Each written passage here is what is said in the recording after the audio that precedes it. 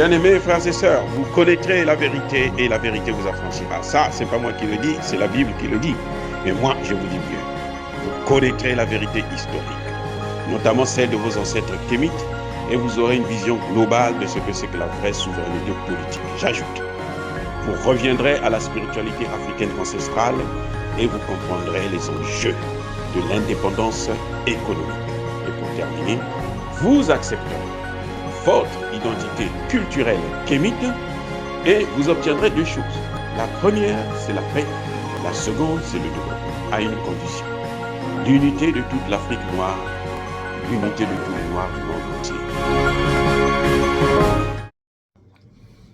Otep à tous, bienvenue sur la chaîne des panafricanistes par essence, par conviction et par excellence. Celle des citoyens kémites par nécessité et obligation de combat. Nous sommes une chaîne qui n'est guidée que par nos ancêtres et rien que par les ancêtres qui appartiennent à l'égrégore du monde noir. Par conséquent, nous ne croyons en aucun Dieu venu de l'étranger. Toutefois, cette vidéo n'est aucunement destinée à inciter à la haine ou à la violence, car nous menons un combat qui est d'abord et avant tout spirituel, intellectuel et démocratique. Ensuite, il est politique, géopolitique et géostratégique. Contre l'impérialisme, le colonialisme, le néocolonialisme et l'endocoloniat, qui sont tous qualifiés de crimes contre l'humanité. Nous menons ce combat sur la base du principe fondamental que nous avons hérité de nos ancêtres kémites, qui est celui de la Mahat, c'est-à-dire solidarité, vérité et justice. Vous êtes donc en droit de connaître la vérité et nous avons l'obligation de vous dire la vérité, rien que la vérité, afin que justice soit rendue au continent africain. Et ça, c'est notre modeste contribution dans cette noble lutte en faveur de la souveraineté, la dignité, la solidarité et l'unité africaine. C'est exactement ça que nous appelons le panafricanisme. Bien-aimés frères et sœurs, vous savez, nous avons des problèmes avec les opposants en Afrique. Tout ce qui est opposition, ça veut dire renier tout ce que le pouvoir en place fait. Tout ce que la mouvance fait. C'est pas ça qu'on appelle l'opposition. On ne propose rien de mieux. On dit tout simplement, ôte-toi de là, que moi, je m'y mette.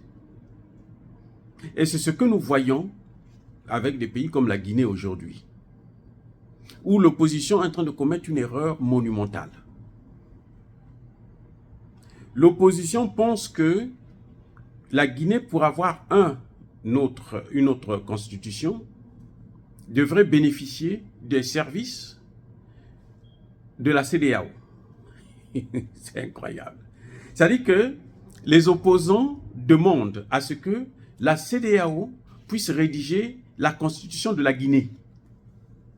Est-ce que vous avez déjà vu des gens aussi bêtes et nuls que ces opposants? Est-ce que c'est ça qu'on appelle l'opposition? Qu'est-ce qu'on appelle l'opposition finalement? C'est quoi l'opposition?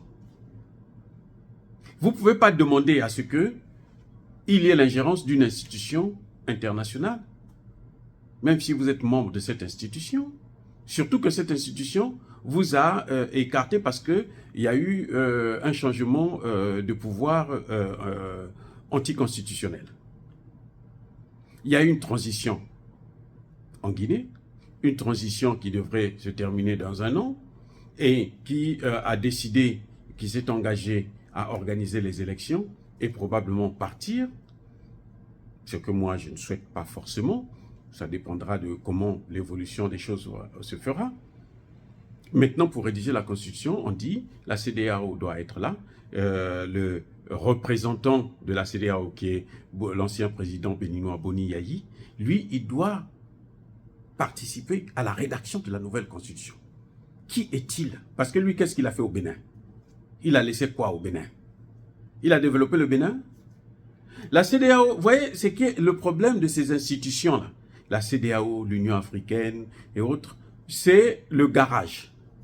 C'est-à-dire que les chefs d'État qui terminent, là, on les prend, on les amène là-bas pour terminer leur jour pour avoir encore toujours de l'argent, pour avoir encore une petite opportunité de tapis rouge, rencontrer d'autres chefs d'État et tout, machin, tout ça là. On ne peut pas prendre des experts, on ne peut pas prendre des gens qualifiés, des Africains qualifiés qui peuvent faire le travail. Non, non, non, on va prendre les anciens dirigeants africains, Premier ministre, ministre, président, pour venir gérer les affaires des États, alors que dans leur État, là, il n'y a pas eu le développement. Le seul pays africain qui essaie de se débattre un peu, je dis bien se débattre un peu, c'est le Nigeria. Encore que le Nigeria, mais vous allez voir la misère qu'il y a au Nigeria, c'est pratiquement la même chose que vous allez trouver au Congo, que vous allez trouver au Cameroun. Il y a une poignée de gens qui ont de l'argent, et c'est exactement le modèle occidental qu'ils sont en train de copier, où il y a une petite poignée qui contrôle l'essentiel des richesses. Donc, lorsque les opposants demandent à la CEDEAO de venir s'ingérer dans leurs affaires, et après ils vous disent que nous, on veut être des États souverains, mais vous ne voyez pas qu'ils sont malades? Il y a un problème sérieux là. Vous ne pouvez pas vouloir votre autonomie, votre indépendance, et tout ce que vous faites, vous voulez que les étrangers puissent venir vous aider à le faire. À quoi ça sert de changer la Constitution, puisque les premières constitutions, là, celle qui est là, la Constitution, là, c'est une Constitution qui a été calquée sur le modèle français. La Guinée n'est pas sortie du lot. Ce n'est pas une Constitution normale, c'est une Constitution que les experts français ont rédigée. Pareil pour le Bénin. On va appeler Boni Yayi. Lui, qu'est-ce qu'il a fait? Est-ce que Boni Yayi n'a même pas eu le toupet de demander à ce que la France puisse remettre les objets d'art de son pays? L'autre est venu parce qu'il y a eu une pression internationale, plutôt panafricaniste. Il a demandé quelques objets, peut-être 200 ou 300. Et puis bon, voilà, on lui a remis 3 ou 4 objets d'art. Et bon, il se contente là-dessus. Il dit, il faut laisser ça là-bas, comme ça va continuer à apporter de l'argent au tourisme français. Vous voyez un peu, ce sont des malades. Et là-bas, Boni Yayi n'est pas venu donner des leçons, n'est pas venu expliquer que non, nous avons besoin d'une autre constitution qui va marquer dans cette même loi fondamentale hein, le retour des objets d'art de notre pays. Il n'a pas fait ça. Maintenant, on dit qu'il vienne maintenant donner des leçons au Bénin, alors que lui-même, il n'a pas appris ses leçons. Ouais, c'est comme si on prenait le plus idiot de la classe, quand le maître n'est pas là. Moi, quand j'étais à l'école, parfois le maître n'est pas là, il choisit un de ses élèves qui doit maintenir l'ordre dans la classe. Mais en général, on prenait toujours des gens qui sont parmi les meilleurs. Comme moi, je l'ai été, j'ai eu cette opportunité-là. Mais on ne prenait jamais le plus idiot. On dit, non, bien, mais tout le monde va... D'ailleurs, les gens vont sortir et partir. Dès que le maître sort, là, ils vont partir. Mais quand on prend le plus intelligent, les gens savent que lui, il est intelligent. Donc, on ne peut pas jouer comme ça. On ne peut pas... L'opposition ne peut pas déborder de la sorte. Même si vous n'aimez pas Doumbouya, demandez à ce que la Constitution puisse être rédigée par la CEDEAO ou avec l'appui, la contribution de la CEDEAO. Mais c'est comme si vous demandez à l'Occident de venir rédiger votre Constitution, alors que celle qui est là, c'est celle que les Occidentaux ont rédigée, et c'est celle qui ne marche pas, qui ne permet pas au pays d'avancer, de décoller. C'est l'Union européenne qui contrôle la CEDEAO. C'est l'OTAN qui gère la CEDEAO au moment où nous parlons. Donc, si vous demandez à ce que l'OTAN, la CEDEAO puisse venir s'impliquer dans la rédaction de votre constitution, c'est comme si vous demandez à l'OTAN. On va vous appeler un expert américain que vous allez payer 50 fois plus cher qu'un juriste guinéen. Et puis voilà, il va venir, il bâcle le travail, il fait ce qu'il veut, et on vous plante une constitution que même lui-même, il ne comprend même pas. Et vous allez venir vous plaindre encore après 50, 10 ans que non, la constitution n'est pas bonne, il faut la changer. Non.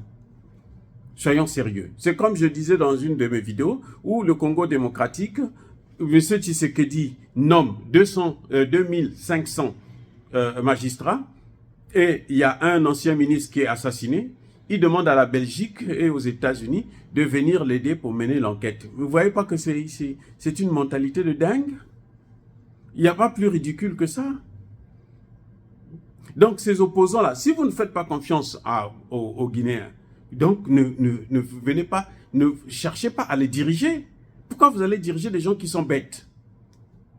Parce que c'est comme si l'opposition est en train de dire que les Guinéens sont tous des nullards. Les magistrats guinéens, là, ce n'est pas des magistrats. Eux, ils étaient là, Alpha Condé était là. Est-ce que Alpha Condé a pu lancer le procès du stade je sais pas moi, 28 septembre? Non. C'est Doumbouya qui est venu faire ce procès. Donc l'opposition, si c'est ça l'opposition, alors ces opposants-là ne valent rien. Et ce n'est pas la peine d'emmerder le monde, laisser Doumbouya là sur place. Parce que c'est incroyable. Si vous voulez venir gouverner, hein, des gens que vous estimez qui sont nuls, vous voulez l'aide de la CEDEAO, allez-y à la CEDEAO. Allez-y faire l'opposition à la CEDEAO pour prendre le pouvoir à la CEDEAO. Le pouvoir qui est maintenant au niveau de l'OTAN, allez-y, vous battre pour ça d'abord. On ne vous entend pas parler de ça, vous demandez à la CEDEAO de venir. Vous demandez à l'OTAN, vous demandez à la France de venir vous planter encore une autre constitution qui n'a rien à voir avec la culture africaine. C'est tellement incroyable de voir des gens qui sont toujours à la merci des Occidentaux. Eux-mêmes, il y a un problème grave. Dire cela, c'est inciter à la haine ou à la violence, non. Il y a ma colère, encore une fois, soyez bénis. Je persiste et je signe. Soyez abondamment bénis par le Dieu des Kémites et par nos ancêtres angélisés. Mais que tous ceux qui persécutent le continent africain le pillent et le déstabilisent. Qu'ils soient noirs, blancs, chinois, arabes, indiens, qui qu'ils soient maudits, punis, foudroyés, neutralisés, écrasés, effacés par ce Dieu des Kémites et par nos ancêtres angélisés. Vive l'Afrique éternelle, j'ai dit et j'assume.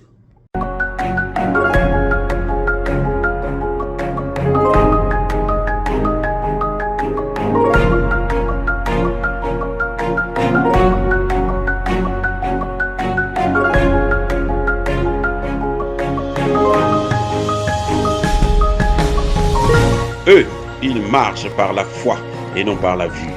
Mais moi, je vous conseille vivement de marcher par la connaissance scientifique et historique, notamment celle de nos ancêtres kémites, par les 5 sens et par l'intelligence. Abou Abia.